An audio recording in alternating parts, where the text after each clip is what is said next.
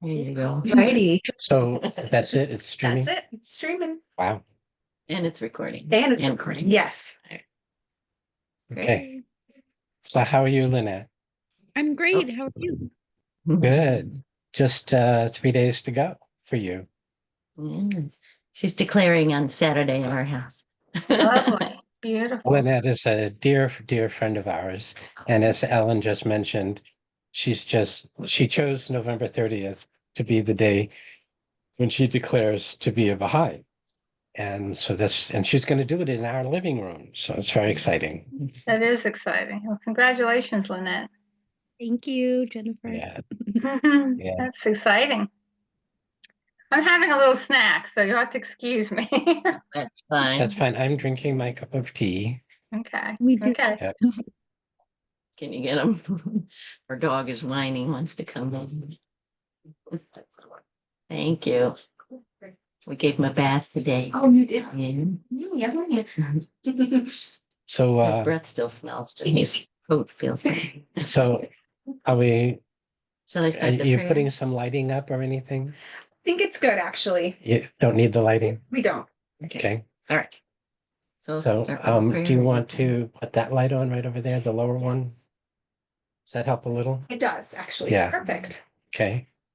So Great. I have a media guru person off to the side here.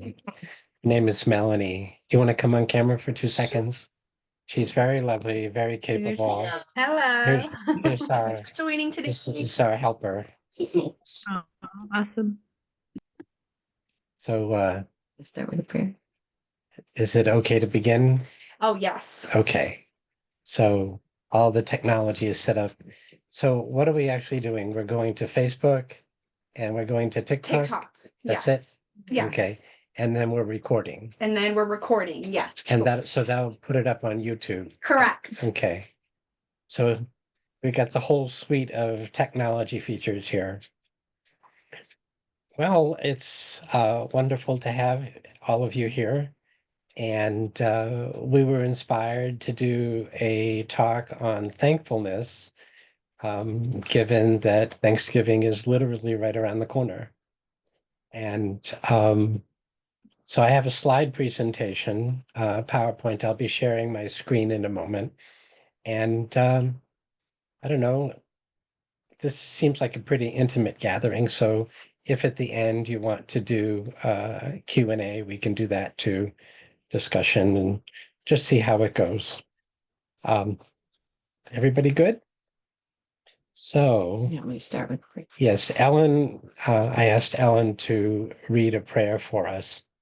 And Prayer please for praise and gratitude. praise and gratitude. My God, my adored one, my King, my desire, what tongue can voice my thanks to thee? I was heedless, thou didst awaken me. I had turned back from thee. Thou didst graciously aid me to turn towards thee. I was as one dead. Thou didst quicken me with the water of life. I was withered. Thou didst revive me with the heavenly stream of thine utterance, which hath flowed forth from the pen of the All-Merciful. O divine providence, all existence is begotten by thy bounty. Deprive it not of the waters of thy generosity, neither do thou withhold it from the ocean of thy mercy.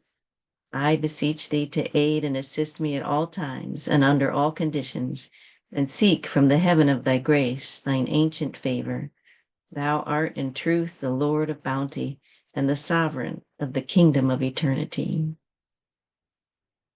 Wonderful. Thank you, dear. Mm-hmm. So I gotta go over to my PowerPoint slides. And I need to share my screen. Let me see if I can do this correctly. Okay. All right, so now I'm going to try to share my screen. And hopefully this will work beautifully. Ta-da! Can everybody see me, my screen?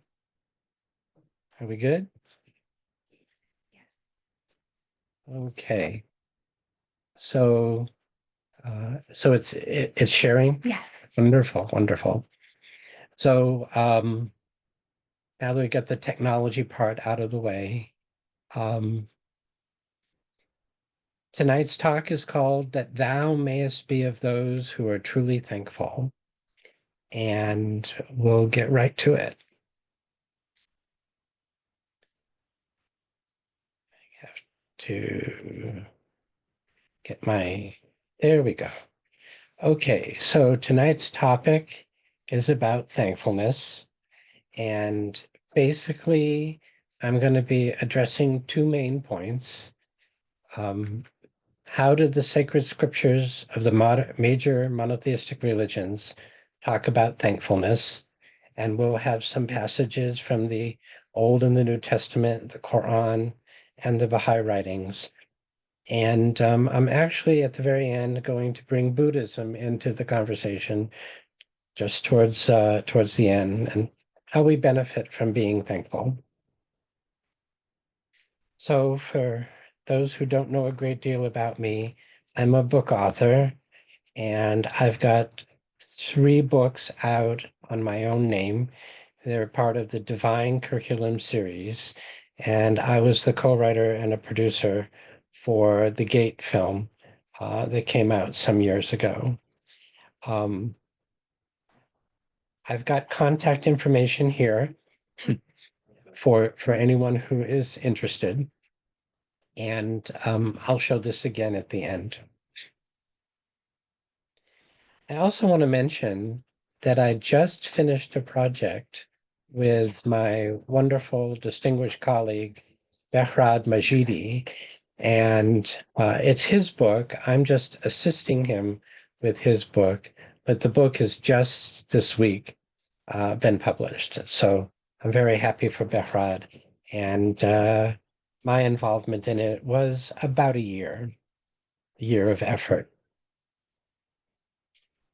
So let's take a look at thankfulness through the scriptures. Okay, so when I begin to think about a topic like this, I begin to do research, and one of my favorite tools to use is a program called Ocean. It's very familiar to many, many Baha'is. And literally, it has all of the Baha'i writings, it has Islamic writings, it has several versions of the Bible in it, and it's got numerous other important religious texts from various traditions in its major database. I have this program on my computer, and so when I start a research on a topic, I come to Ocean, which is the name of the program, and I simply type in the word that I'm looking for. And in this case, I was using the word thankful. And as you can see, it brings up many possibilities on the left-hand side, and the quote that I'm interested in pops up on the right. So I accumulate quotations in the writings that are brought to my attention through this keyword. I was able to collect more than 18 pages of content, and that was the material I studied in order to figure out what I would talk about.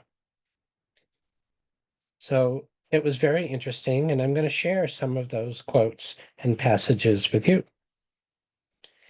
So I found that Abdul Baha frequently expressed gratitude, often for the simplest things. And he used these moments often to teach something important. So here's an example. This was a talk that he delivered in November of 1912 in New York. And he's meeting with a bunch of people. You can picture the scene. He's probably in the Moxie's living room, and we don't know how many people were present, but you can imagine that the living room was full, and Abdul Baha was starting to talk. And this is what he had to say. I offer thanks to God for this meeting with you. From the outer standpoint, such meetings are inconceivable, For we are Orientals, whereas you are Occidentals. Between us, there is no patriotic, linguistic, racial, commercial, nor political relation. No worldly bond nor connection of any kind exists between us that would justify such a gathering as this. The love of God has brought us together, and this is the best of means and motive. Every other bond of friendship is limited in effectiveness, but fellowship based upon the love of God is unlimited, everlasting, divine, and radiant. Therefore, we must be thankful to God for uniting us in love and agreement. Praise Him for creating such affinity between us that those from the faraway Orient may associate it with the beloved ones of the West in the utmost fragrance. So he's thanking us, giving thanks merely for the fact that an unusual and exceptional meeting as this could occur. He also expressed gratitude for momentous things as well.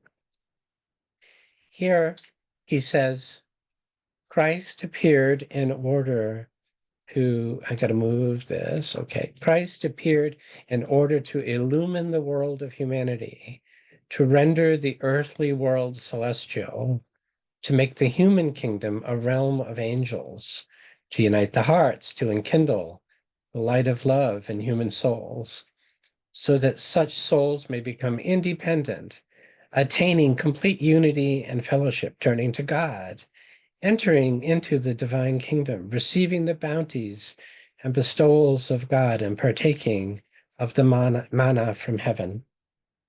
Through Christ, they were intended to be baptized by the Holy Spirit, attain a new spirit, and realize the everlasting life. All the holy precepts and the announcements of prophetic laws were for these various and heavenly purposes. Therefore, we offer thanks to God that although no earthly relation obtains among us, yet, praise be to God, ideal and divine bonds blend us together. We have gathered here in this meeting, eagerly anticipating the showing forth of the divine bestowals. So here he's thanking God, not just for the meeting, but for the tremendous bestowals that Christ had provided humanity. I also found out that in Abdul Baha's mind, there was a difference between something that is truly worthy of gratitude and something that isn't. So we'll take a look at that. He says, the sun causes all the beings of the earth to increase, and by its heat and light gives growth and development. Is there a greater benefit than that? Nevertheless, as this good does not come from goodwill and from the love and knowledge of God, it is imperfect. When, on the contrary, a man gives to another a cup of water, the latter is grateful and thanks him. A man without reflecting will say, this sun which gives light to the world, this supreme bounty which is apparent in it, must be adored and praised. Why should we not be grateful and thankful to the sun for its bounty when we praise a man who performs a simple act of kindness? But if we look for the truth, we see that this insignificant kindness of the man is due to conscious feelings which exist. Therefore, it is worthy of praise, whereas the light and heat of the sun are not due to the feelings and consciousness. Therefore, they are not worthy of eulogy or of praise and do not deserve gratitude or thanks. So the mere act of nature, while it might be something we appreciate, if it's just mechanical or arbitrary, we can enjoy it, we can like it, we can appreciate it, but it is not worthy of thanks and gratitude. What is required, apparently, to be worthy of gratitude is conscious feeling. Okay, I also discovered a pattern in the quotations that I found. God gives us things so that we might be grateful. He says so repeatedly. And here's a passage from the book of Psalms. Know ye that the Lord, he is God. It is he that hath made us, and not we ourselves. We are his people and the sheep of his pasture. Enter into his gates with thanksgiving, and into his courts with praise. Be thankful unto him, and bless his name, for the Lord is good. His mercy is everlasting, and his truth endureth to all generations. So the fact that God made us through his conscious act is a reason why we should be thankful to him. And here's some passages from the Quran that I found. O Lord, that they may establish proper worship, so incline some hearts of men that they may yearn toward them, and provide thou them with fruits, in order that they may be thankful. That's Surah 14. And then, of his mercy hath he appointed for you night and day, that therein ye may rest, and that ye may seek his bounty, that haply ye may be thankful. Surah 28. And of his signs is this, he sendeth herald winds to make you taste his mercy, and that the ships may sail at his command, and that ye may seek his favor, and that haply ye may be thankful. So all these wonderful things are happening with this repeated refrain, so that you might be thankful. That's really very interesting. And another example of this, the guidelines from God's point of view are really quite simple. Be thankful, don't be thankless. God is not pleased with you if you're not thankful. God is pleased with you if you are thankful. It's really quite simple. He says, if ye are thankless, yet God is independent of you, though he is not pleased with thanklessness for his bondsmen. And if ye are thankful, he is pleased therewith for you. That's Surah 39. So the formula is quite simple and straightforward. And now from the Baha'i writings, now I put the bullets in there to make it a little easier to read. But, and the hidden words, number 70, Arabic hidden words, Baha'u'llah writes, know thou that I have wafted unto thee all the fragrances of holiness, have fully revealed to thee my word, have perfected through thee my bounty, and have desired for thee that which I have desired for myself. Be then content with my pleasure and thankful unto me. And then, O son of being, seek a martyr's death. Whoopsie. So seek a martyr's death in my path, content with my pleasure and thankful for that which I ordain, that thou mayest repose with me beneath the canopy of majesty behind the tabernacle of glory. Hidden words number 45. And this from Gleanings. Wherefore be thankful to God for having strengthened thee to aid his cause, for having made the flowers of knowledge and understanding to spring forth in the garden of thy heart. Thus hath his grace encompassed thee and encompassed the whole of creation. Rid thyself of all attachment to the vain illusions of men, and cast behind thy back the idle and subtle disputations of them that are veiled from God. This we can go a little further, but he's clearly saying here, be thankful for God for the things that have been done for you. And then in the next one, he is even more emphatic.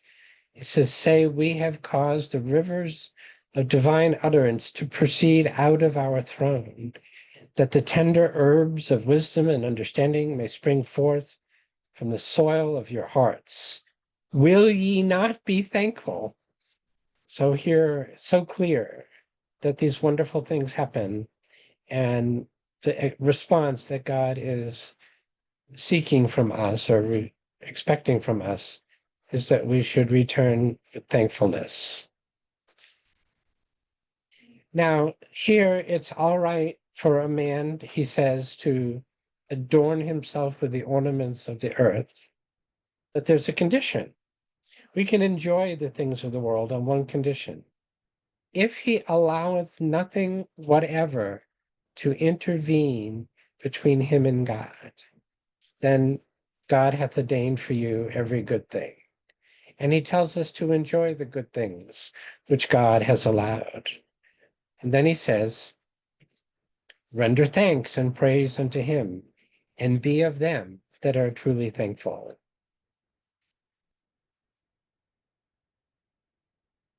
Now, this passage is a little longer, but it's really, really interesting. I had not come across this particular passage before. And all of the other passages that we have been looking at so far is Baha'u'llah talking to us mortal humans, telling us all the different numerous reasons why we should be thankful to God. But this passage is God talking to Baha'u'llah, telling him why he, Baha'u'llah, should be thankful. It's very, very interesting.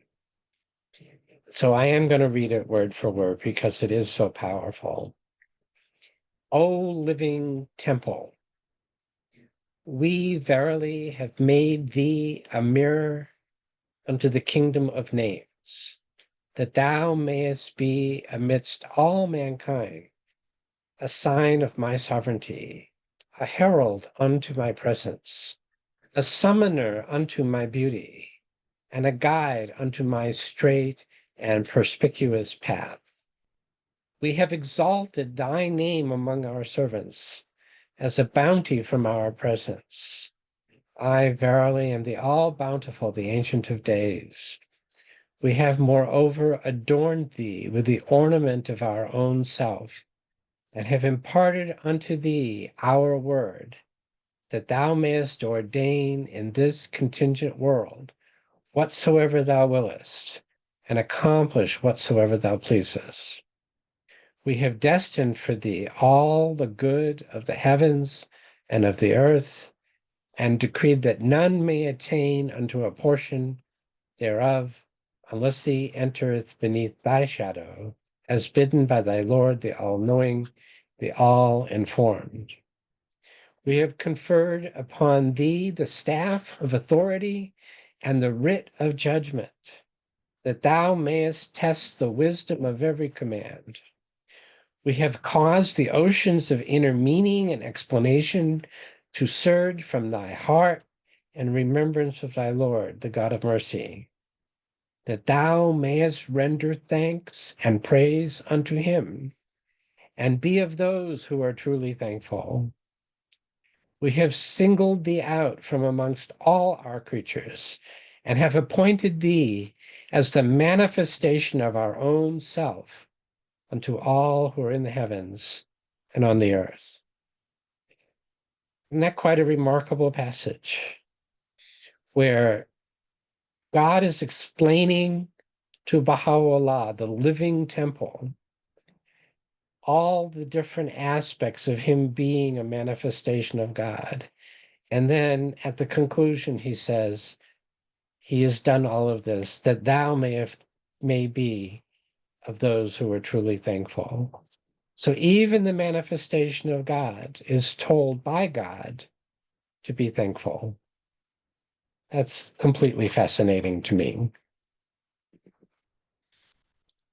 Okay, so I discovered a pattern. Evidently, according to scriptures, whether you're an ordinary mortal human being or a manifestation of God, God does things so that thou mayest be of those who are truly grateful.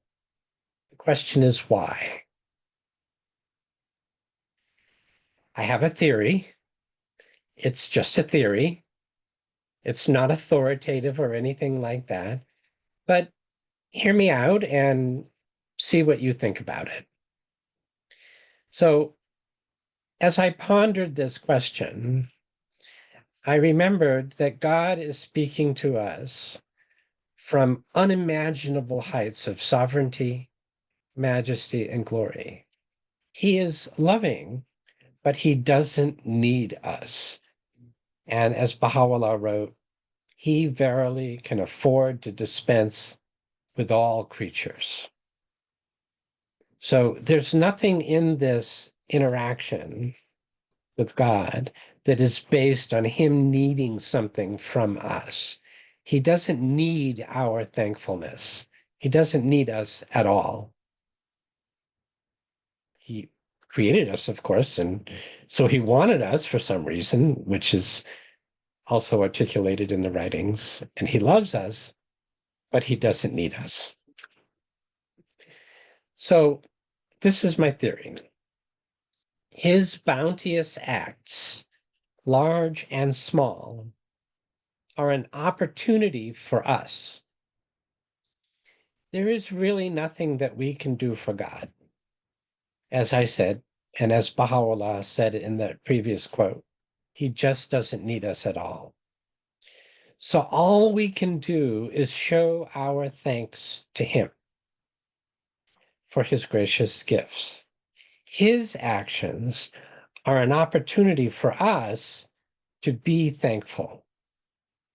And what's so interesting about that is we seem to be built and designed such that when we are thankful, the thankfulness has numerous beneficial effects on us. That's my theory. So how far does this go? It turns out it goes really quite far. So we have this quote from Baha'u'llah where he tells us in a very, very beautiful, much more lengthy passage, he says, be generous in prosperity and thankful in adversity. So I don't know about you, but the first time I read that quote, I said, wait, what? I'm supposed to be thankful for adversity? But apparently, yes. And then he confirms this in another passage.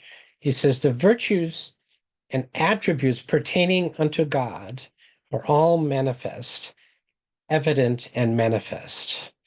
And then I've abbreviated this passage for the purposes of the presentation. He gives a fairly long list of virtues and attributes pertaining unto God. I've just done a ... here because I was interested in just one of them. He says, among them are patience, nay, thankfulness in the midst of tribulation. So he's confirmed that idea. So that's really very, very interesting. So as I was doing this research for this presentation tonight, there were literally hundreds and hundreds of passages that I could have referred to, and I had to select just a small number in order to get a few points across. One of the things I came across was an account by Abdul Baha in a book called Memorials of the Faithful, where he tells stories about very famous, wonderful, saintly Baha'is that he knew in his lifetime. One of these individuals is Haji Ali Asghar Tabrizi. And Ali Asghar was a distinguished merchant from Tabriz. And I have a several page account here. I'm not going to read the whole account, but I'm just going to summarize it a little bit. Ali Asghar was a individual that as soon as he became aware of the faith, his soul was ignited on fire with the love of God. And among the people that knew him, he was considered distinguished, a man of dignity, and absolutely devoted to the cause of God.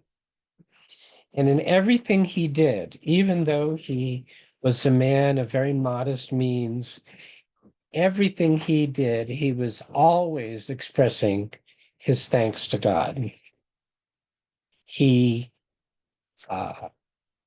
was eventually imprisoned with Baha'u'llah in the most great prison in the fortress in Akka. And he had his family with him at this time. They had traveled with him to and be imprisoned in Akka. And then during the time that they were in the prison, which was over 2 years, there was a very severe malaria epidemic that went through and decimated many of the believers in the prison. Abdul Baha says that all the time that he was in the prison, he was never known to say anything at all, except he was expressing thankfulness and praise of God. The more tyrannical the oppressors were, actually, strangely, the happier he was. Baha'u'llah would refer to him simply by saying, I am pleased with him. Apparently, this man was pure spirit, and he never complained of anything. Every word out of his mouth was how thankful he was. Well, one day, when this malaria epidemic was raging through the prison, Abdul Baha came upon Ali Asghar lying flat on the ground, writhing in pain, really incoherent with a high fever. His wife was beside him, shaking and trembling with chills. His daughter was burning up with typhus. His son was down with scarlet fever and was crying out that his insides were on fire. His other daughter was in sickness at the foot of the bed, and along the other side of the wall was his own brother, who was also delirious from the fever. What's interesting about this moment when Abdul Baha came upon him in the prison was that even in this moment of dire affliction, the only thing that could be heard from Ali Asghar's mouth was he was returning thanks to God and expressing joy. Sadly, Ali Asghar did die in the most great prison, but he was patient and thankful, with dignity and firm in his faith to the very last moment. And so he's just a remarkable example of a person who connected to the spirit of the cause. And no matter what the hardship was, he was capable, even in the worst of affliction, to always be thankful unto God. It's a very powerful story. I really enjoyed reading about it. I hope you enjoyed hearing about it as well. Anyhow, Abdul Baha speaks to the poor people in the Bowery when he visits them in New York. And by worldly standards, his words are quite surprising. This is actually excerpted from a longer passage. The full length of it would have been too much for this presentation. But you can see how counterintuitive Abdu'l-Baha's comments are to the poor people in the Bowery in New York. He says, "You must be thankful to God that you are poor, for Jesus Christ has said, 'Blessed are the poor.' He never said, 'Blessed are the rich.' He said that the kingdom is for the poor, and that it is easier for a camel to enter a needle's eye than for a rich man to enter God's kingdom. Therefore, you must be thankful to God that although in this world you are indigent, yet the treasures of God are within your reach. Although in the material realm you are poor, yet in the kingdom of God you are precious. If riches were considered a glory, the prophet Moses would have chosen them. Jesus would have been a rich man.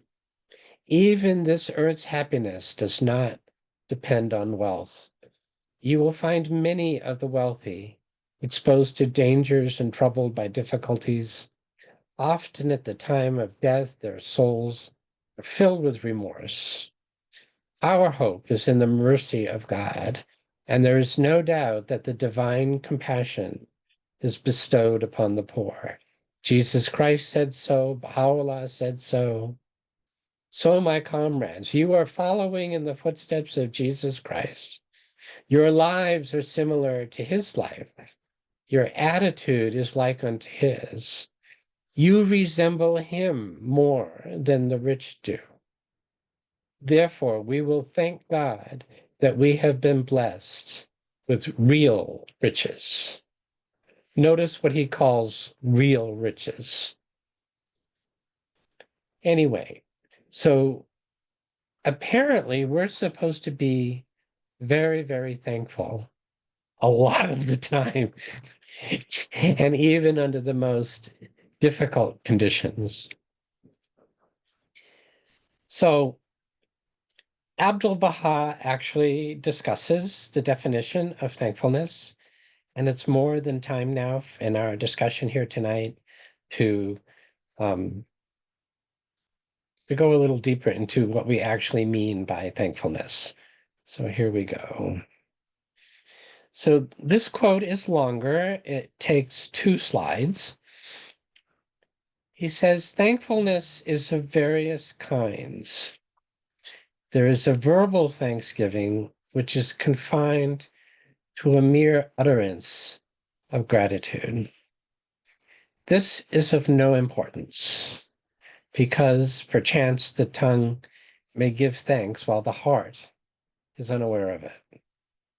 Many who offer thanks to God are of this type, their spirits and hearts unconscious of thanksgiving. This is mere usage, just as when we meet, receive a gift, and say thank you, speaking the words without significance. One may say thank you 1,000 times while the heart remains thankless, ungrateful. Therefore, mere verbal thanksgiving is without effect. But real thankfulness, is a cordial giving of thanks from the heart. When man, in response to the favors of God, manifests susceptibilities of conscience, the heart is happy. The spirit is exhilarated. These spiritual susceptibilities are ideal thanksgiving. There is a cordial thanksgiving, too, which expresses itself in the deeds and actions of man when his heart is filled with gratitude. For example, God has conferred upon man the gift of guidance, and in thankfulness for this great gift, certain deeds must emanate from him. To express his gratitude for the favors of God, man must show forth praiseworthy actions. In response to these bestowals, he must render good deeds, be self-sacrificing, loving the servants of God, forfeiting even life for them, showing kindness to all the creatures. He must be severed from the world, attracted to the kingdom of Abha, the face radiant, the tongue eloquent, the ear attentive, striving day and night to attain the good pleasure of God.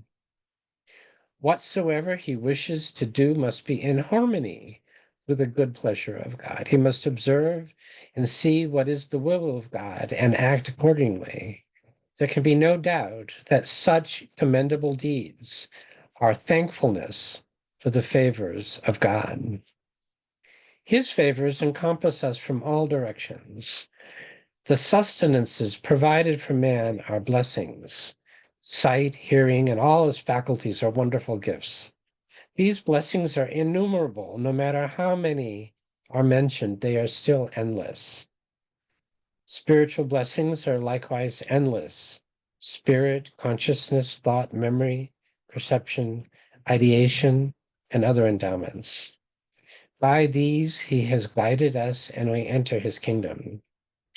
Therefore, in thanksgiving for them, ye must act in accordance with the teachings of Baha'u'llah. Ye must read the tablets. This is real thanksgiving, to live in accordance with these utterances. This is true thankfulness and the divine bestowal. This is thanksgiving and glorification of God. And then he closed his speech that night by saying, if I see this, I shall go away happy. Okay, so we see that thankfulness is not just saying so verbally. Of course, there's nothing wrong with that. It's just, okay, it's just not enough. It comes from the heart. It is expressed by commendable deeds. When we follow God's teachings to the best of our ability. God gives us so many bounteous gifts so that we may be of those who are thankful, which is an opportunity to be like this. Again, thankful from the heart, commendable deeds, and following the teachings to the best of our ability. Okay. So as I was reflecting on this topic, I considered also that thankfulness is an antidote for suffering. Let's consider the Buddha taught about the cause of suffering and how to overcome it. He taught us the Four Noble Truths and the Eightfold Path. The Four Noble Truths are: life involves suffering. Suffering is caused by desire and grasping. There is a way out of suffering, and the way out is the Noble Eightfold Path. Notice I highlighted number 2. Suffering is caused by desire and grasping. Briefly, the Noble Eightfold Path is right understanding, right intention, right speech, right action, right livelihood, right effort, right mindfulness, right concentration. And if we had time, and if I was more of an expert, we could talk about each of those things. But if one were to study Buddhism, you would go into each and every one of these things in a great deal more depth. Anyway, I brought Buddhism into the discussion tonight because of the second noble truth. Suffering is caused by desire and grasping. So in addition to everything else that the Buddha said about the Eightfold Path, authentic thankfulness will also help us to suffer much less. Simply put, if we are practicing thankfulness the way the Bible, the Quran, and the Baha'i writings say, then it's logical that we'll be doing a lot less unwarranted desiring and grasping, and thus suffer less. When we're thinking thankful thoughts about what blessings we do have, we will be thinking less thoughts about the blessings we don't have. Does that make sense? Does that logic seem like it resonates? So in addition to everything that the Buddha said about the eightfold paths, we can add from these other writings the principle that thankfulness will function like an antidote to our sufferings. We won't be seeking to satisfy our animal side of our nature. We won't be seeking to satisfy our appetites from our animal nature. And instead, we'll be focusing more on developing our spiritual nature by focusing on our thankfulness to God. And so we can see increasingly why thankfulness is actually an opportunity for us. We'll be more happy, more productive, much more of the time, keeping in mind that none of us are perfect.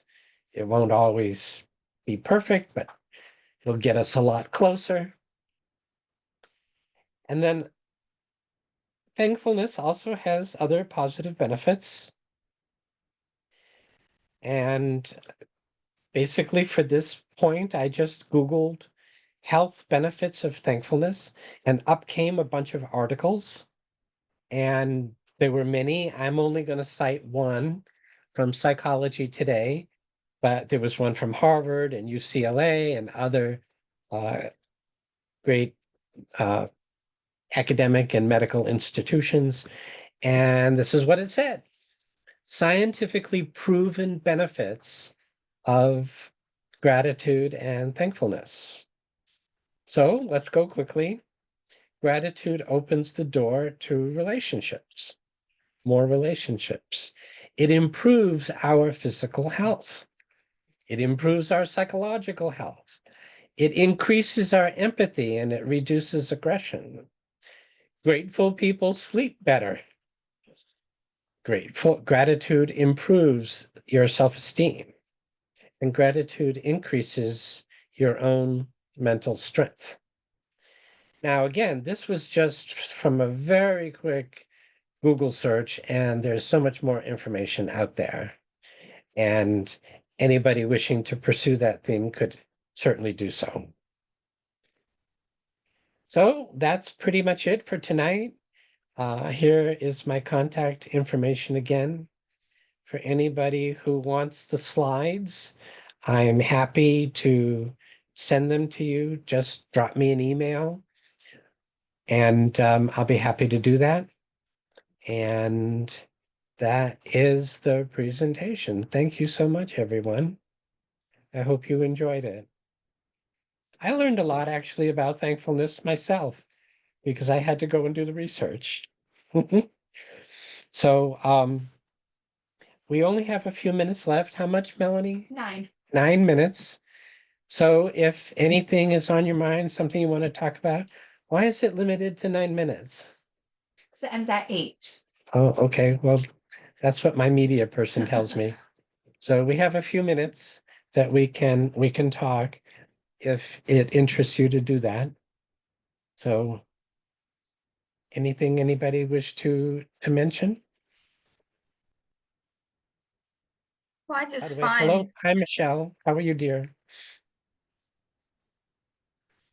Anyway, please, somebody was gonna I talk? was just saying that I've always found the concept that of being thankful for adversity to be just mind blowing, Indeed. and it's just that to me it means that the adversity that we experience is exactly what we need to experience, that God gives us this adversity so that we can grow, we can develop, and sometimes it really hurts, but then on the other side of it is growth, and we become more, it shows us our own resilience. We become more than we ever thought we could be Absolutely. when we go through adversity. So it's just amazing.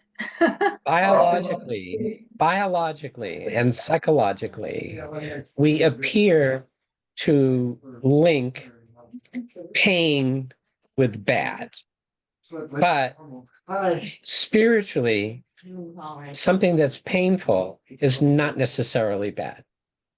Right. And that's what being thankful in adversity teaches us. I agree with what you said, Jennifer, very much. Yeah, it's pretty amazing. Pretty It's amazing. pretty amazing. And examples like L.A. Ascar are really inspiring as well. He's certainly not the only example. There's countless examples of Baha'i heroes and heroines that were like that. We only had time for one. Yeah. Yeah.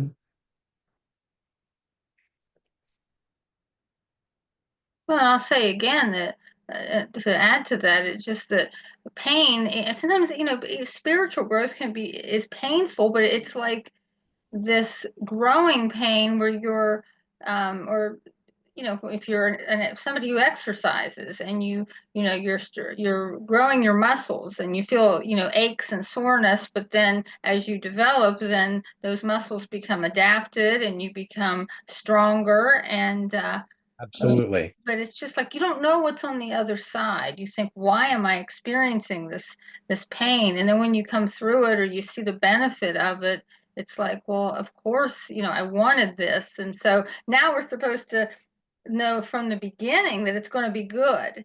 And so we don't have to Absolutely. fear it so much. It's like, this is something Absolutely. that's going to make me what I'm supposed to be. So, It's potentially very good. yes. Now, there is such a thing as injustice and cruelty, and we'll agree that those are not good things, but adversity can, in fact, be a very strong good in our lives.